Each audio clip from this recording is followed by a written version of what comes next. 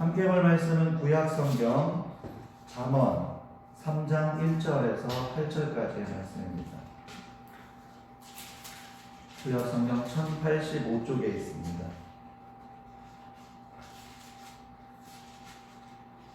잠언 3장 1절에서 8절까지의 말씀입니다.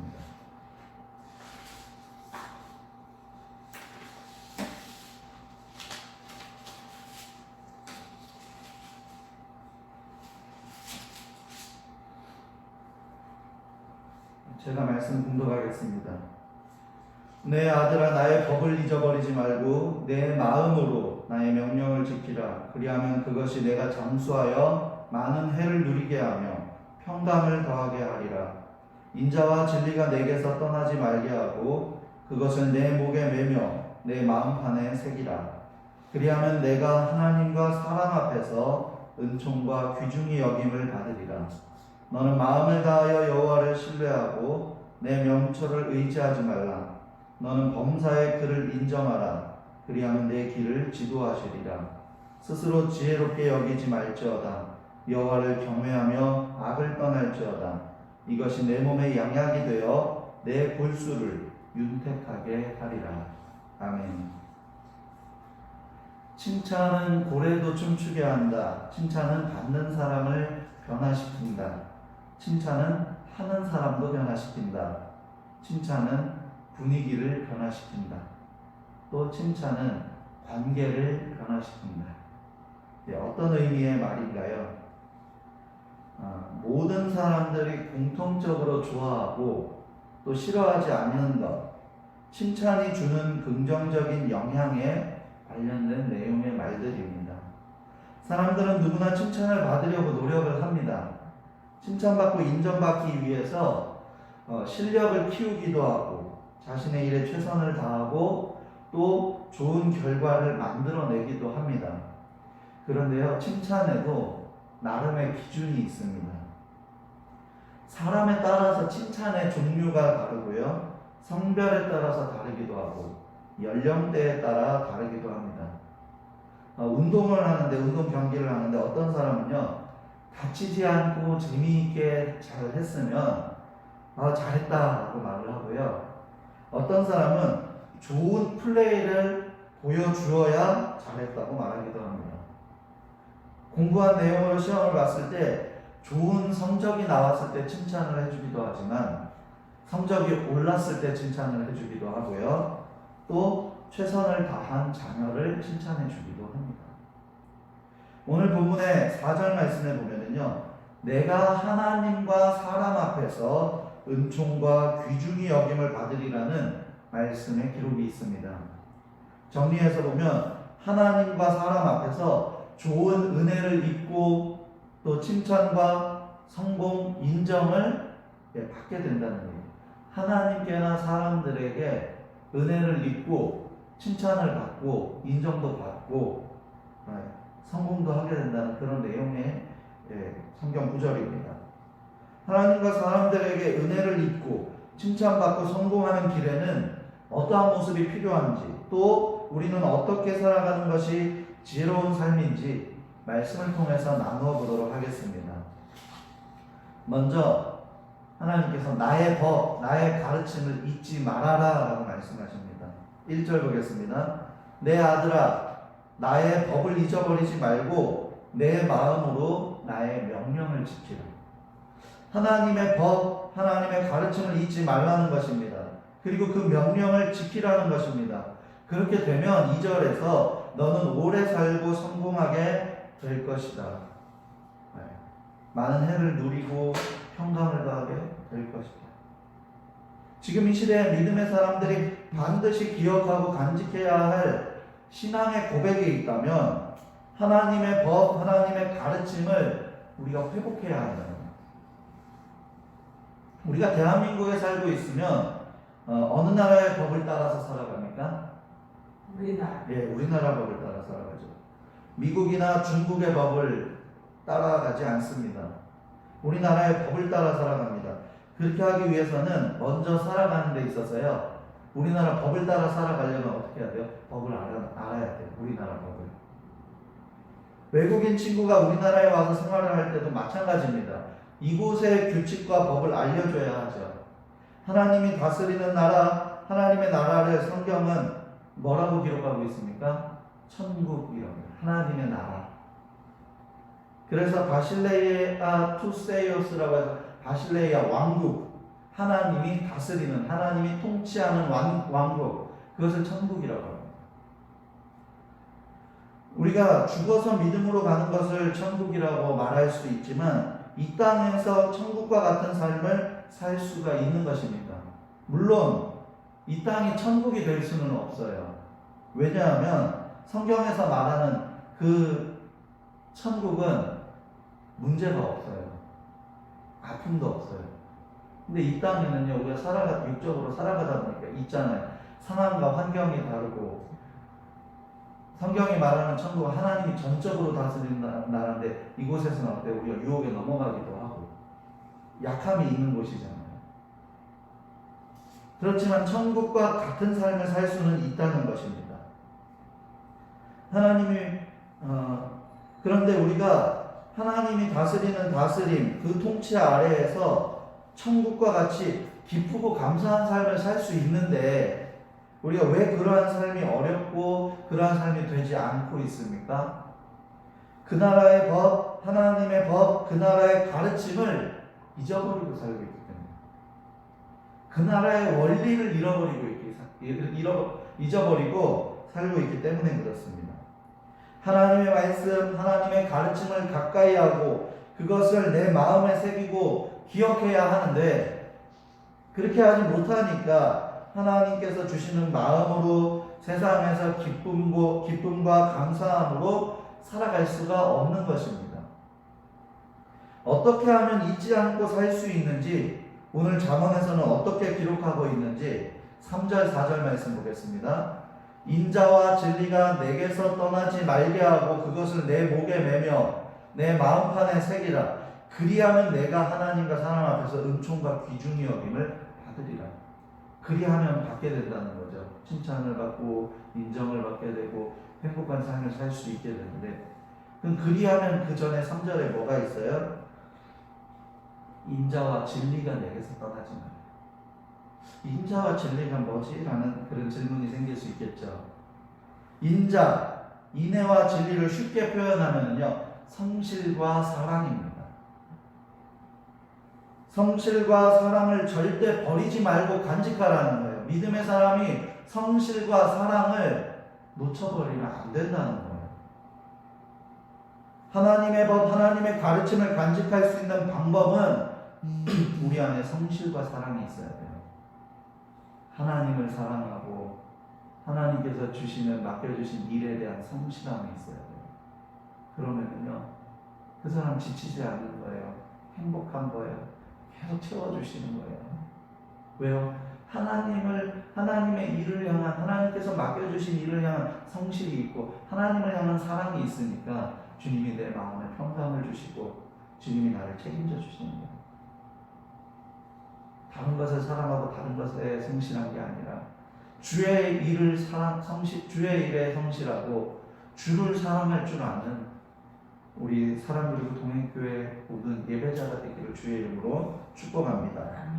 지금 현 시대의 믿음의 사람들이 하나님의 법 가르침을 잊어버리는 이유는 성경의 지식이 없고 성경에 대해서 공부하지 않아서가 아닙니다. 오히려 성경적인 지식은 예전보다 훨씬 더 많이 성장했습니다. 다른 이유가 아니라 바로 성실과 사랑을 잃어버렸기 때문입니다. 다른 일은 열심히 하는데요, 하나님께서 맡겨주신 일을 열심히 하지 못하는 거예요. 믿음의 사람이 사랑이 많고 그 사랑으로 또 성실해야 되는데 그것이 없으니까 하나님의 법을 잊어버리고 하나님의 가르침을 잊어버리는 것입니다. 하나님께서 주시는 사랑과 그 사랑으로 성실한 사람은 하나님의 법과 가르침을 잊어버리지 않습니다. 대표적인 사람이 다윗이죠. 그러나 성경적인 지식이 있어도 사랑과 성실이 없다면 빈 껍데기와 같고 금방 잊어버리게 되는 것입니다. 사랑이 없으면 아무것도 아니고 사랑이 있어야 완성이 된다는 의미를 알 것 같습니다. 사순절 기간 하나님께서 허락하시는 사랑과 성실로 하나님의 법을 잊어버리지 않고 이 마음에 새겨서 하나님께나 사람들에게 칭찬받고 인정받는 선한 영향력을 가진 사랑 그리고 동행교회의 모든 예배자들이 되기를 주의 이름으로 축복합니다. 아멘. 두 번째로는요, 범사의 그를 인정하라. 범사의 그를 인정하라는 말씀은 많이 들었는데 범사의 그를 인정한다는 것이 무엇일까? 의문이 들 거예요. 항상 하나님을 인정하라는 말인데 범사에 어떻게 하나님을 항상 인정하라는 것인지 우리가 그 말의 의미를 생각해 볼 필요가 있습니다. 범사에 하나님을 인정하는 것은요, 한마디로 말해서 하나님 앞에서 진심으로 겸손하라는 거예요. 나의 슬기, 나의 총명, 나의 지혜를 의지하지 말고 하나님을 신뢰하라는 거예요. 자, 5절 말씀 읽겠습니다. 너는 마음을 다하여 여호와를 신뢰하고 내 명철을 의지하지 말라. 내가 아무리 뛰어나고 잘해도 나도 사람인지라 언제든 흔들릴 수 있고 언제든 넘어질 수 있습니다. 그 사실을 인정하고 겸손함으로 하나님을 의지하고 하나님을 인정해야 된다는 거예요. 예전에 제가 경기도에 살 때요, 스피드 스케이트를 타는데 운동신경이 그래도 있는 편이라서요, 금방 배웠습니다. 비슷한 시기에 배워도 또래의 다른 친구들보다요, 속도도 좀 빠르고 괜찮게 탔던 기억이 있습니다. 그런데 그 스케이트를 타면은요, 처음에 배울 때 누가 더 잘 넘어지는지 아십니까? 천천히 배우더라도요, 안정적인 자세로, 아이고 내가 넘어질까봐 조심스럽게 타는 사람이요, 오히려 덜 넘어지고요. 스케이트를 빨리 배우고 나 이제 많이 배웠으니까 나 이제 좀 잘 타는 것 같아, 이런 사람이 더 많이 넘어져요. 넘어질까봐 조심조심 다니는 사람이요, 오히려 덜 넘어지더라고요.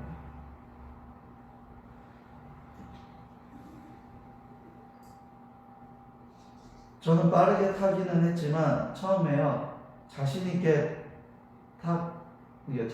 타면서 대신 많이 넘어졌던 것 같아요.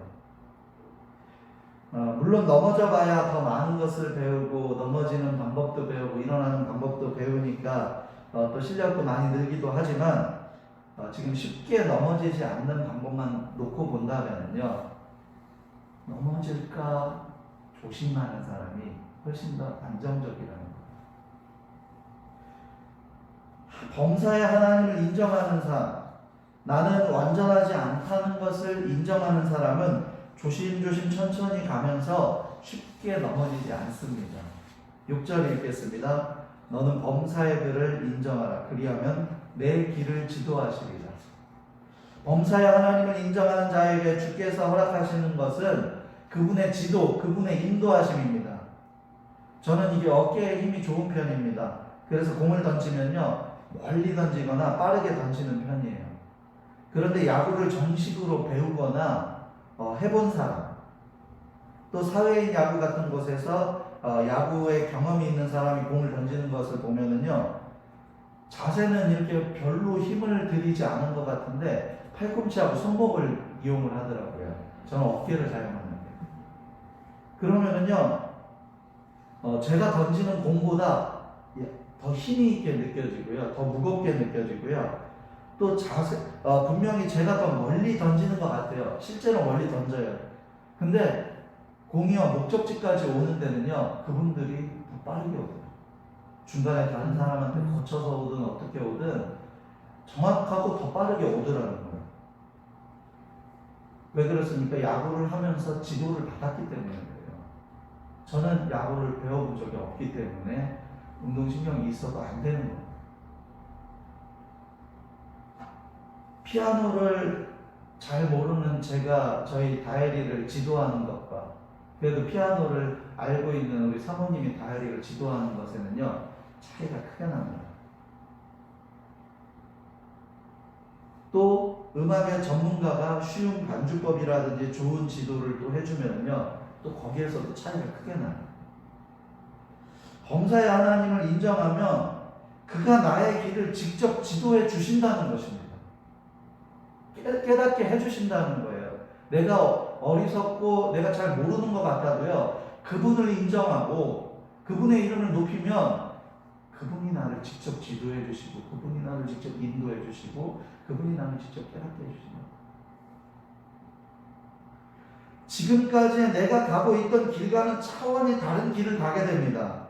그리고 하나님께서 인도하시는 길에 이 재미있는 법칙을 한 가지를 나눈다면요, 하나님을 인정하는 것이 익숙해질수록 적용이 빨라져요. 처음엔 잘 몰랐는데 점점점 빨라지고요, 점점점 그분을 인정하는 일들이요 많아진다는 거예요. 신앙적인 성장도 성숙도 빨라지게 됩니다. 피아노를 전혀 모르는 상황에서 전문가에게 배운다면 제가 어떻게 했을지, 저는 전혀 모르는 상황에서 피아노를 배워요. 그러면은요, 시간 일주일에 한 곡을 친다든지 이렇게 속도가 더딜 거예요. 근데 예를 들어서요, 사모님이 피아노를 전문가에게 배워요. 더 쉬운 반주법을 배우고 더 많은 기술들을 배워요. 그러면은요, 똑같은 일주일이라도요, 성장의 속도가 납니다. 더 훌륭한 곡들을 더 많이 칠 수 있게 되죠. 왜요? 반주법을 더 많은 것을 적용할 수 있기 때문에. 신앙생활도 마찬가지예요. 우리가 하나님의 일을 접하면 접할수록 그것이 익숙해지는 게 빨라질 거예요. 근데 왜 아직도 익숙하지 않느냐? 왜 아직도 모르느냐? 왜 그렇습니까? 우리가 그만큼 그분을 인정하는 삶을요, 머리로는 하고 있는데 마음이나 삶에서는 그분을 인정하는 삶을 온전히 살지 못했다는 것이죠. 그분을 인정하는 고백, 범사의 그를 인정하는 삶이 익숙해질수록 그분의 지도가 더 섬세하게 느껴질 것입니다. 그리고 우리는 더 건강하게 성장할 수 있게 될 것입니다. 나보다 무엇인가를 잘하는 사람만 인정하는 것이 아니라 모든 부분에서 가장 뛰어나신 하나님을 범사에 인정하고 그분 앞에 겸손함으로 나아가는 우리 모든 예배자가 되기를 주의 이름으로 축복합니다. 아멘. 세 번째로는요, 하나님을 경외하여 악을 떠나야 됩니다. 7절 읽겠습니다. 스스로 지혜롭게 여기지 말지어다. 여호와를 경외하며 악을 떠날지어다. 믿음의 사람은 악한 자리, 악한 마음으로부터 떠나야 합니다. 하나님이 기뻐하지 않으시는 죄의 자리로부터 벗어나야 하는 것입니다.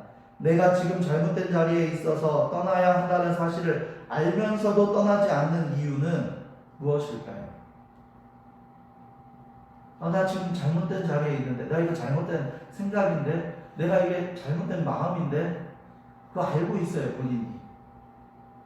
다른 사람은 몰라도 본인이요, 이 양심이라는 게 그것을 깨닫게 해준다고요.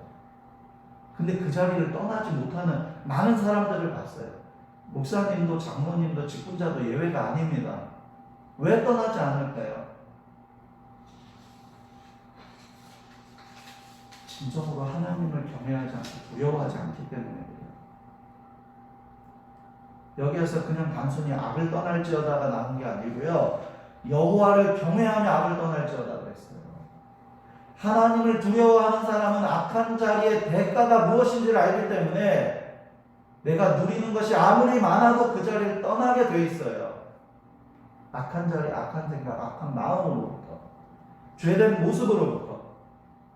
하나님을 진정으로 경외한다면 악한 마음을, 악한 생각을 멈춰야 합니다. 악한 자리로부터 떠나야 됩니다. 데살로니가 전서 5장 22절 말씀에서는 악은 어떤 모양이로라도 버리라고 했어요. 악을 멀리하라는 거예요. 그런데 믿음의 사람이 악한 생각, 악한 마음, 악한 자리에 함께하고 있다는 것이 문제입니다. 하나님이 살아계시다는 사실을 믿고 그분이 심판하신다는 사실을 믿는다면 당연히 하나님을 경외하는 마음, 두려워하는 마음이 내 안에 들어야 됩니다. 여호와를 경외하니까 악에서 떠나야 되는 것입니다. 사실 당연한 일인데 그동안 그렇게 하지 못했다면 사순절 기간에 하나님을 경외하는 마음으로 악으로부터 떠나는 선택과 결단을 할 수 있기를 바랍니다.